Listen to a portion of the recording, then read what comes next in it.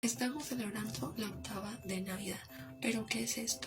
Bueno, después del 24 de diciembre, que ese día lo que celebramos de manera solemne la Natividad del Señor, desde el 25 al día siguiente se empieza a celebrar la llamada octava de Navidad, es decir, un ciclo de 8 días continuos en que vivimos varias celebraciones en la iglesia, pero que lo principal y lo que hacemos en esa octava es celebrar ese nacimiento de Dios, ese nacimiento de Jesús, que nosotros no celebramos el nacimiento de Jesús solo el 24, y este concluye con la solemnidad ese 1 de enero a María como Madre de Dios. Estas celebraciones no son cosas que muchas veces nosotros nos preguntamos, bueno, pero ¿por qué hay tantas celebraciones? ¿Por qué hacen esto? ¿Por qué se viste el padre de tal color? ¿Por qué tienen que haber en el altar que una copa, que esto? ¿Por qué incluso las lecturas son esas y no otras?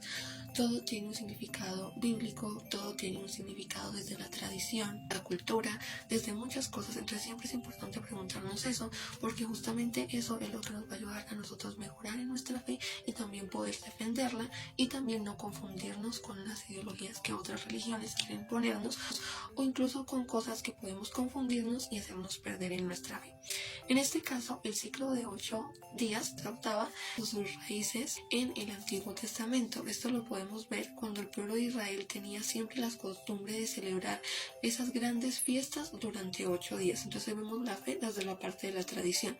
Un ejemplo de esto puede apreciarse en el relato de Génesis capítulo 17 versículo 9 al 14, en el que se narra cómo los judíos recordaban la alianza de Dios con Abraham por espacio de 8 días. Y en el último día también se circuncidaba a los niños varones recién nacidos. O sea que si nos ponemos en un contexto cultural y religioso, entonces Jesús, después de su nacimiento, después de esos 8 días, fue circuncidado como verdadero hombre. Esta tradición prosiguió ya después en el Nuevo Testamento, donde vemos que Jesús mismo, como todo judío, fue justamente de esa manera circuncidado en la resurrección, donde se sella plenamente aquello que la iglesia entiende por octavo día. El Señor se levantó entre los muertos al primer día de la semana. Esto lo vemos en Mateo capítulo 28 versículo 1, Marcos capítulo 16 versículo 2, Lucas capítulo 24 versículo 1 y Juan capítulo 20 versículo 1. Es decir, que el octavo, como lo podemos ver en el catecismo de la iglesia, es el nuevo día, un día de resurrección. Así lo señaló diciendo: el octavo día, que sigue el sábado, significa la nueva creación inaugurada con la resurrección de Cristo. Entonces ahí también podemos ver cómo cada Eucaristía no es solamente tener a Jesús, sino es como Jesús mismo nos hace santos a nosotros por descender Él en nosotros, en nuestro pecado, en nuestra humanidad, para que nosotros también tengamos esa unión más divina con Él. También representa el domingo, a cuando nosotros celebramos la Eucaristía, que también es una solemnidad, porque Jesús mismo que desciende por nosotros y nos permite que nosotros podamos tenerlo a Él. Por ello es que ese domingo, ese primer día, es al mismo tiempo el octavo, es decir, el día siguiente del séptimo de la semana, el sábado, habitualmente consagrado al reposo por el pueblo de Israel. Cuando vamos a misa, dependiendo del país, es el domingo más que todo. Entonces ese domingo representa esa octava en nuestro tiempo de celebración también del Señor.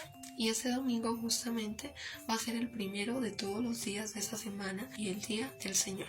Y manifiesta el catecismo que si la primera creación terminó en el séptimo día, en el octavo comienza la nueva creación, es decir, la creación redimida por Jesucristo.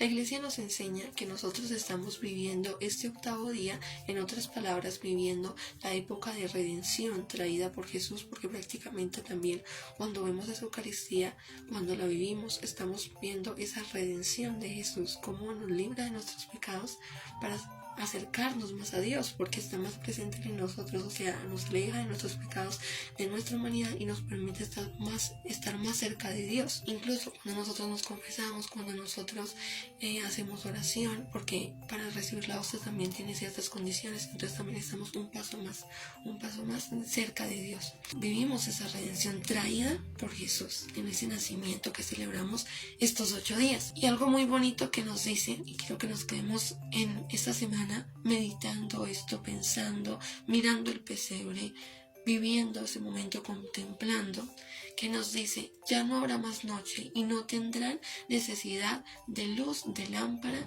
ni de luz del sol, porque el Señor Dios los iluminará. Apocalipsis capítulo 22, versículo 5. Además que por eso es que los cristianos celebramos el misterio de la Pascua cada 8 días, domingo a domingo.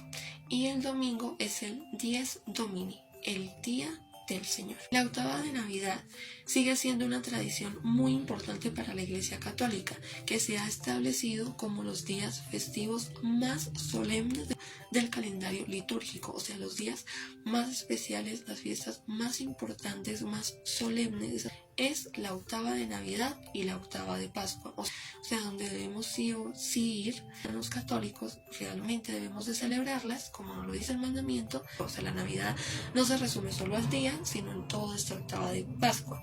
Bueno, y entonces durante todos estos 8 días, ¿qué es lo que se celebra? El 26 de diciembre se celebra la fiesta de San Esteban, que fue el primer mártir del cristianismo y que representa a todos los que murieron voluntariamente por Cristo. Es una historia muy fuerte, pero es bonita de verla y de ver este primer mártir. El 27 de diciembre celebramos a San Juan Evangelista, que fue el más joven de los apóstoles y que permaneció en la cruz junto a la Virgen y se consideraba como ese discípulo amado y representa a todos los que estuvieron dispuestos a morir por Cristo, pero la voluntad de Dios no era que los mataran.